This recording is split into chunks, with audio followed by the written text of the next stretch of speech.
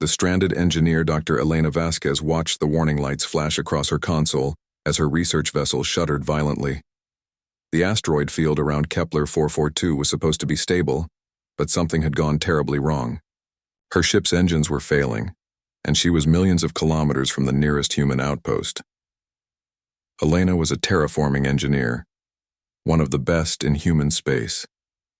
She had spent the last 5 years developing new atmospheric processors that could turn dead worlds into gardens. Her mission to the outer rim was supposed to be routine: collect samples from mineral-rich asteroids and test new extraction methods. Instead, she found herself facing death in the cold vacuum of space. The hull breach came without warning. A piece of debris moving too fast for her sensors to track punched through the ship's side like a bullet through paper. Emergency systems kicked in, sealing off damaged sections, but the damage was too severe. Her engines were dead, life support was failing, and her emergency beacon had only enough power for a few days. Elena suited up and moved to the observation deck, watching the stars through the reinforced glass. She had always loved space, even as a child growing up in the rebuilt cities of Earth. The endless darkness didn't frighten her, but the thought of dying alone, with her research unfinished, filled her with deep sadness. She had so much more to give to humanity's expansion among the stars. On the third day, as her oxygen levels dropped to critical levels, Elena noticed something unusual on her sensors. A ship was approaching, but it wasn't human. The vessel was elegant and organic-looking, with flowing curves that seemed to shift and change as she watched. It moved with purpose, clearly having detected her distress signal. Elena had never seen an alien vessel before. First contact protocols raced through her mind, but survival took priority over diplomacy. She activated her emergency transmitter and sent out a basic mathematical sequence, hoping to establish peaceful communication. To her amazement, the alien ship responded with its own mathematical patterns, more complex and beautiful than anything she had ever seen. The alien vessel docked with her damaged ship using technology that seemed to bend space itself. Elena watched, in wonder as a section of the alien hull became transparent, revealing her rescuers. They were tall and graceful, with silver skin that seemed to shimmer with inner light. Their large dark eyes held intelligence and something else: compassion. The lead alien approached her airlock and somehow communicated directly with her mind. The sensation was gentle and warm, like hearing a voice in a dream. "I am Scholar Zethka of the Zalani Research Collective. We have observed your distress.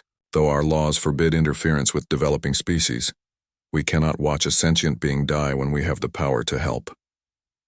Elena felt tears in her eyes as the Zalani carefully brought her aboard their ship. Their vessel was beyond anything human technology could achieve. Walls seemed to be made of living crystal that pulsed with soft light. The air itself felt alive with energy and possibilities she couldn't begin to understand. Scholar Zethka explained that the Zalani were researchers and philosophers who had been studying the cosmos for thousands of years. They had been observing this star system's unique gravitational anomalies when they detected Elena's ship. Their prime directive usually prevented them from contacting younger species, but they had chosen compassion over protocol. As Elena recovered in their medical bay, she learned about the Zalani's current crisis. They were studying quantum foam fluctuations that could revolutionize faster than light travel, but their experiments were creating dangerous instabilities. Their research station was at risk of being torn apart by the very forces they were trying to understand. Elena studied their data with growing excitement. As a terraforming engineer, she had extensive experience with quantum field manipulation. The techniques she used to create stable atmospheric boundaries were similar to what the Zalani needed for their experiments. She proposed a solution using human industrial methods combined with Zalani theoretical knowledge. Working together for weeks, Elena and the Zalani researchers developed a new approach to quantum field stabilization. Elena's practical engineering background proved invaluable in turning elegant theories into working technology. The collaboration was the most fulfilling work of her life, combining human ingenuity with alien wisdom. The breakthrough came when Elena suggested using rotating magnetic fields to contain the quantum fluctuations. The Zilani had never considered such a crude approach, but Elena's calculations showed it would work. Together, they built a stabilization system that allowed the Zilani to complete their research safely. Scholar Zethka was amazed by Elena's contribution. "Your species thinks differently than we do," he told her as they watched their joint creation successfully contain energies that could tear apart reality. "We seek perfect understanding before action. You seek practical solutions that work. Both approaches have value, but together they create something greater than either alone." In gratitude, the Zilani shared with Elena the theoretical foundations of their faster-than-light communication technology. They couldn't give her working devices, but they provided the mathematical principles that human scientists could eventually develop. This knowledge would accelerate human space exploration by decades. When Elena finally returned to Earth, she carried with her more than just advanced technology.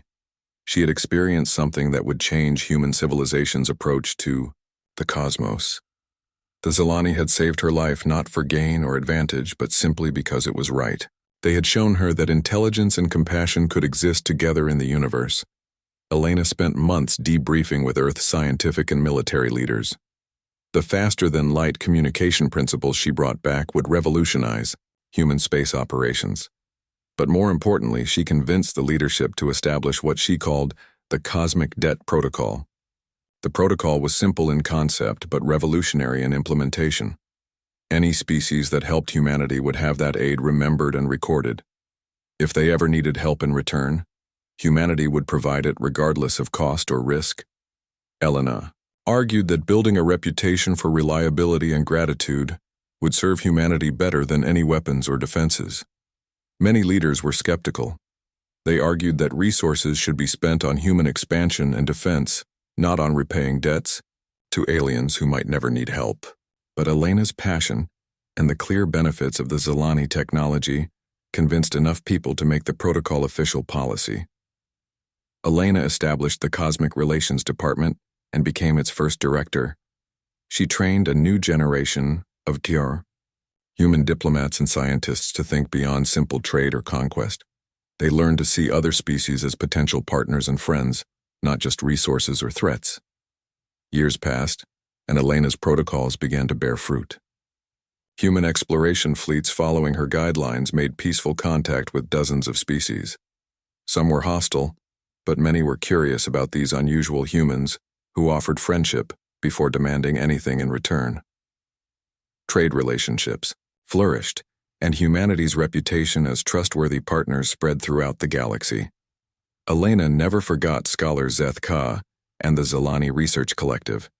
She maintained communication with them using the quantum principles they had shared, updating them on human progress and learning about their continued research.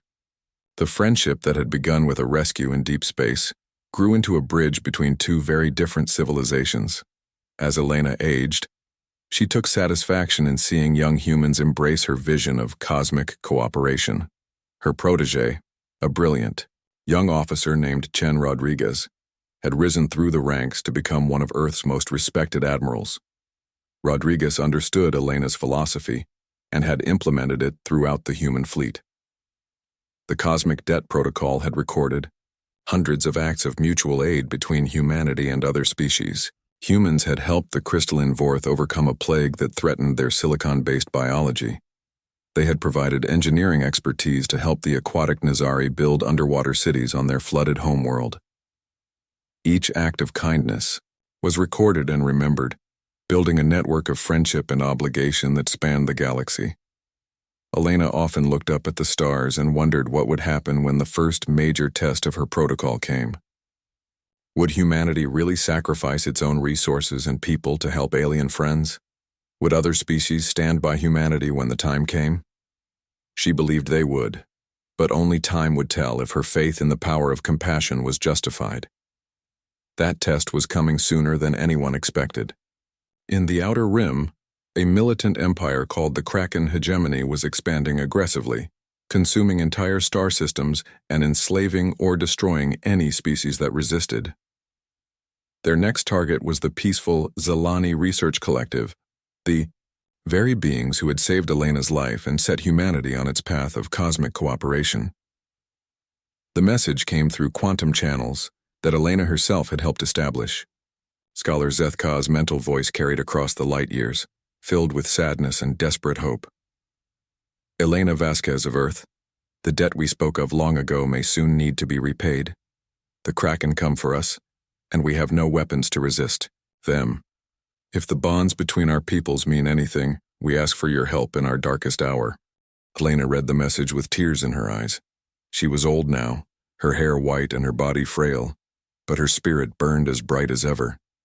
The test of everything she had built was finally here. Would humanity remember the debt owed to the gentle, beings who had chosen compassion over protocol? Would the galaxy learn that kindness, once given, could return as an unstoppable force?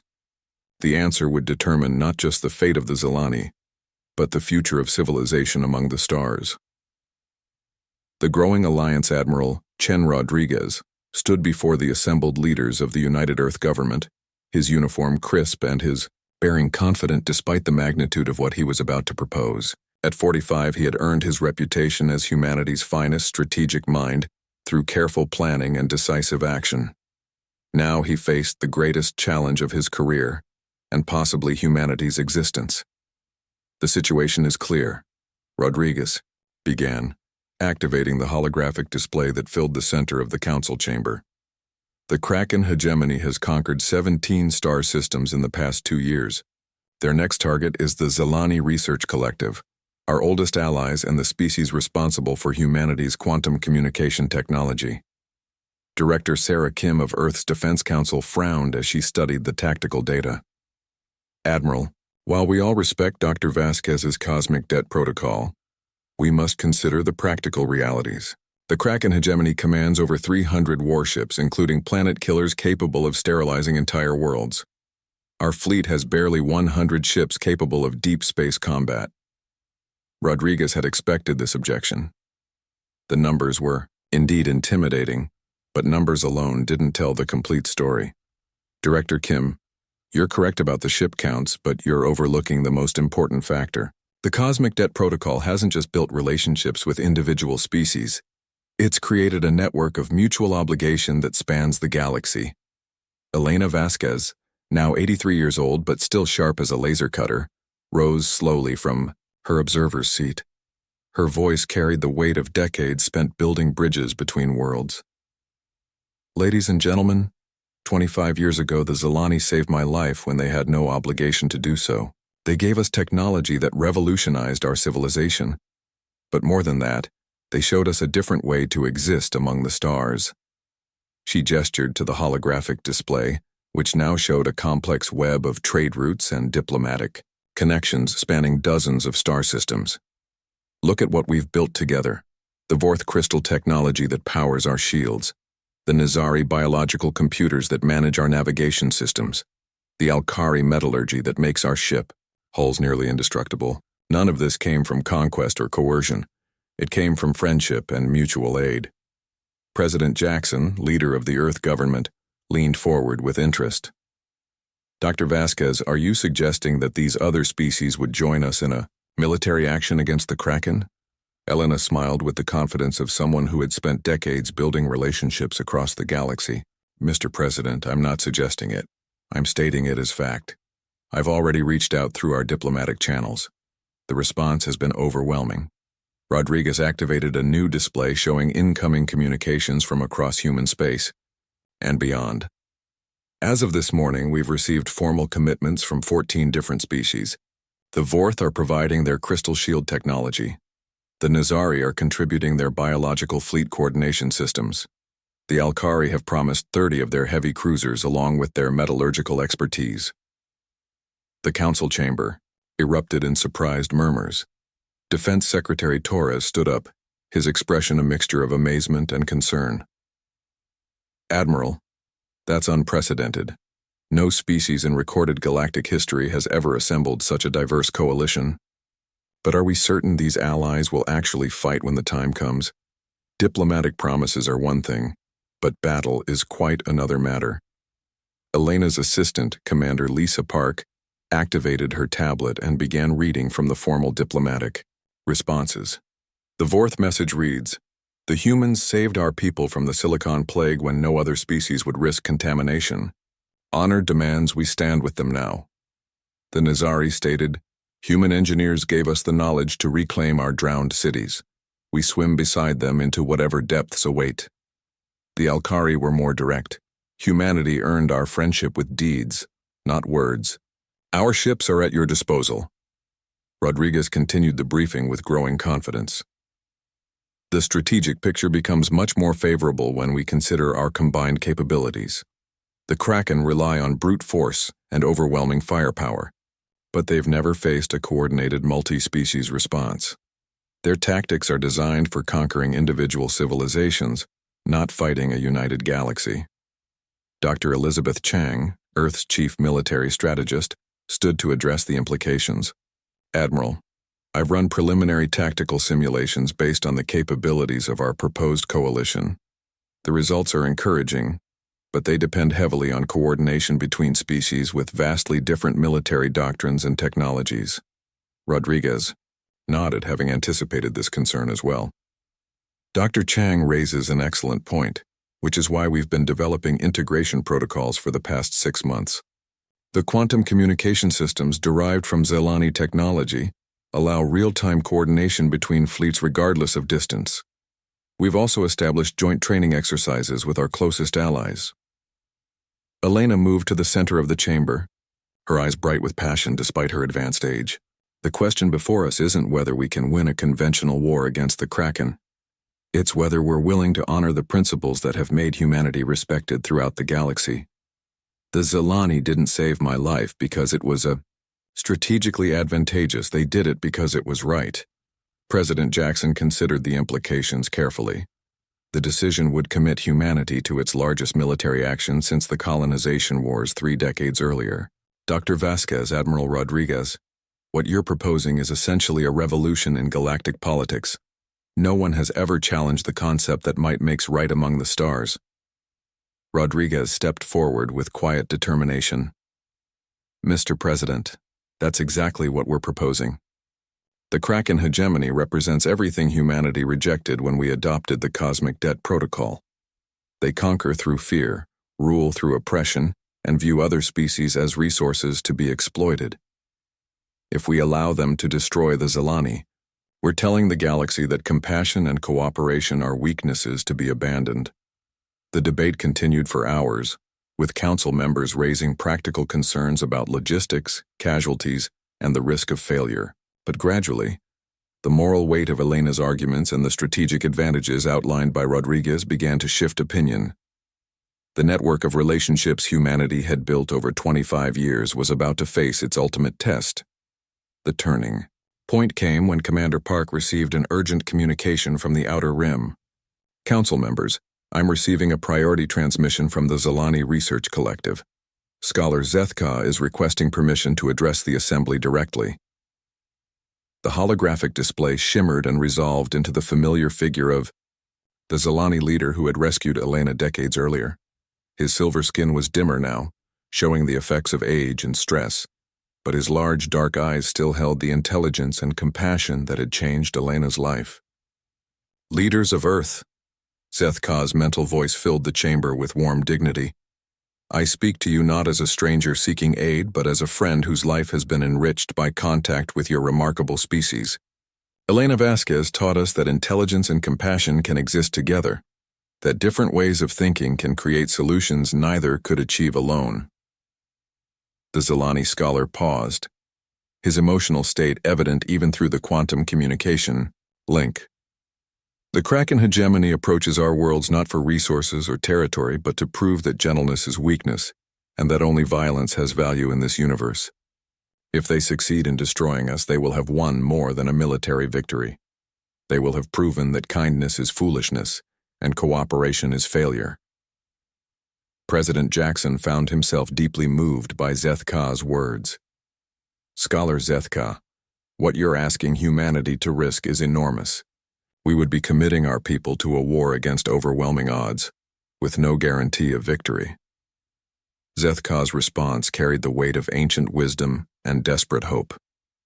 President Jackson, 25 years ago, we risked our laws and traditions to save one human life because we believed it was right. Elena Vasquez has shown us that this single act of compassion changed the course of galactic history. Perhaps another act of courage, no matter how desperate the odds, will change it again. The vote was called immediately after Zethka's transmission ended. One by one, the council members cast their decisions, each understanding the magnitude of what they were choosing. When the tally was complete, the result was unanimous. Humanity would honor its debt to the Zilani and lead a coalition of free species against the Kraken hegemony. Elena felt tears of pride and fear in her eyes as she watched Admiral Rodriguez accept his orders to prepare for the largest space battle in galactic history. Her simple philosophy of cosmic cooperation was about to be tested in fire and vacuum. Either it would prove that kindness and mutual aid could triumph over conquest and oppression, or it would die along with the civilizations that had embraced it. Rodriguez wasted no time implementing the battle plan he had been developing for months. Within days, ships from across the galaxy began converging on the rendezvous point near the edge of Zilani space. The sight was unprecedented in galactic history. Vessels from dozens of different species, each representing a different approach to technology and warfare, united by bonds of friendship and mutual obligation. The final coalition fleet was smaller than the Kraken Armada, but far more diverse and innovative. Vorth crystal ships that could phase through solid matter. Nazari biovessels that could repair themselves in battle. Alkari heavy cruisers with hulls that could withstand direct hits from planet killers. And at the center, human ships equipped with the most advanced quantum communication systems in the galaxy, ready to coordinate the most complex military operation ever attempted.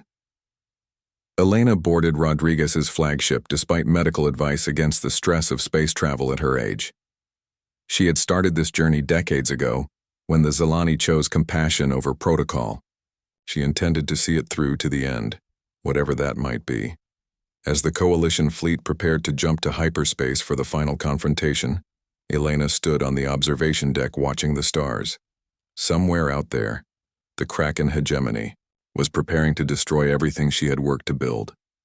But beside her, representatives of 14 different species worked together with the easy cooperation that had once seemed impossible. The battle for the future of galactic civilization was about to begin, and it would determine whether the universe belonged to those who conquered through fear or those who united through hope.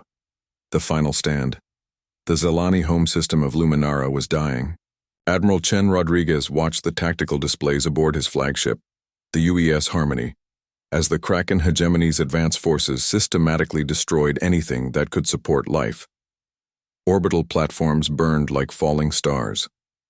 Automated defense stations exploded in brilliant flashes that briefly illuminated the darkness before fading forever. 3 days had passed since the coalition fleet had arrived to find the Kraken already beginning their final assault. The enemy had brought their full strength to bear. 400 warships, including massive dreadnoughts capable of cracking planets and swarms of fighters that moved like angry insects through the vacuum. It was the largest military force ever, assembled in galactic history, and it was commanded by Warlord Thex Moore, the Kraken's most ruthless leader. Rodriguez stood in the center of his command bridge, surrounded by holographic displays that showed the positions of both fleets. The coalition forces numbered barely 200 ships, but they represented something the galaxy had never seen before. Perfect cooperation between species that had evolved different approaches to warfare and technology. Dr. Elena Vasquez, now confined to a medical chair due to her advanced age, monitored communications from across the fleet. Her voice, though weakened by time, still carried the authority of someone who had built bridges between worlds. Admiral, the Vorth crystal ships are reporting ready status. Their phase technology will allow them to strike the Kraken command vessels directly. Commander Lisa Park, Elena's former assistant and now Rodriguez's chief of staff, coordinated with the alien contingents. The Nazari bioships have integrated with our quantum communication network. They're showing tactical awareness that exceeds our best computers. The Alkari heavy cruisers have positioned themselves to protect our vulnerable vessels.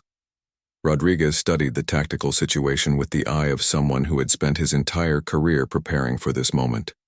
The Kraken formation was powerful, but predictable, designed to overwhelm enemies through sheer firepower and coordinated assault.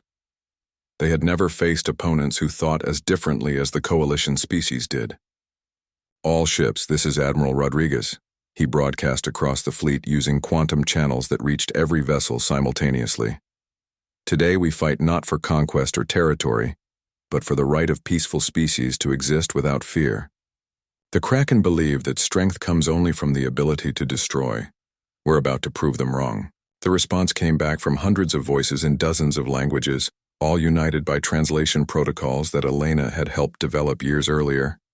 Human crews, Vorth crystalline entities, Nazari aquatic beings, Alkari avian warriors, and representatives from 10 other species all acknowledged their readiness to fight for something greater than themselves. Warlord Thexmore opened communications from his massive command ship, the Devourer. The Kraken leader was a terrifying figure, even by the standards of his violent species, standing over 3 meters tall with chitinous armor that had been scarred by countless battles. His voice carried across space with the confidence of someone who had never known defeat. "Coalition forces, you have arrived to witness the end of weakness in this galaxy. The Zilani will be exterminated today, along with any who stand with them. Your mixed fleet of inferior beings cannot hope to match the might of the Kraken hegemony. Surrender now, and we will grant you quick deaths." Elena managed a slight smile despite the gravity of the situation. "Admiral, I believe this would be an appropriate time for your response." Rodriguez activated the fleet-wide communication array, his voice carrying to every ship in both fleets. "Warlord Thexmore, you're about to learn the difference between strength and power. Strength comes from unity, cooperation, and the willingness to sacrifice for others. Power is just the ability to break things. Today you discover which one wins when they meet in battle." The Kraken fleet opened fire first, as Rodriguez had predicted they would. Thousands of energy beams and kinetic projectiles crossed the space between the fleets, creating a light show that could be seen from the surface of Luminara's remaining inhabited planets. The barrage was devastating, designed to cripple the Coalition fleet before it could mount an effective response.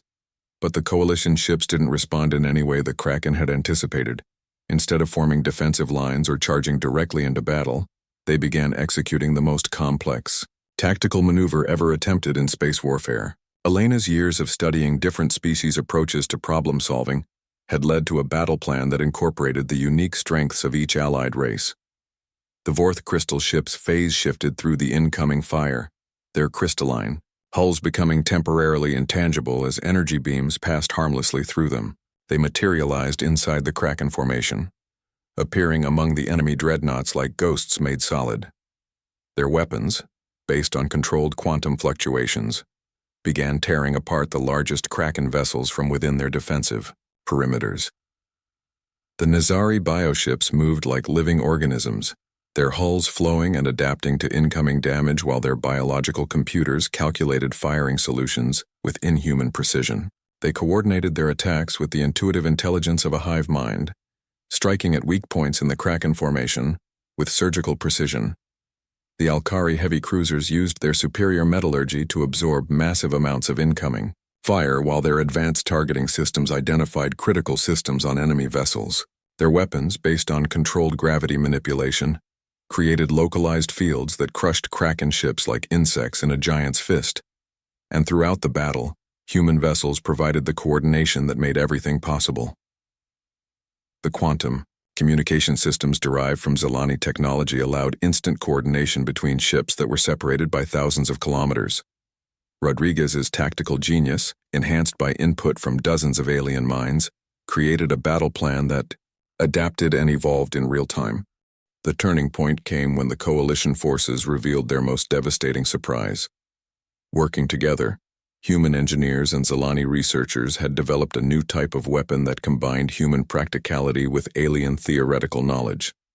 The quantum disruption torpedoes could phase through shields and armor before exploding inside enemy vessels, turning their own power systems against them. Warlord Thexmore watched in growing fury as his supposedly invincible fleet began taking catastrophic losses.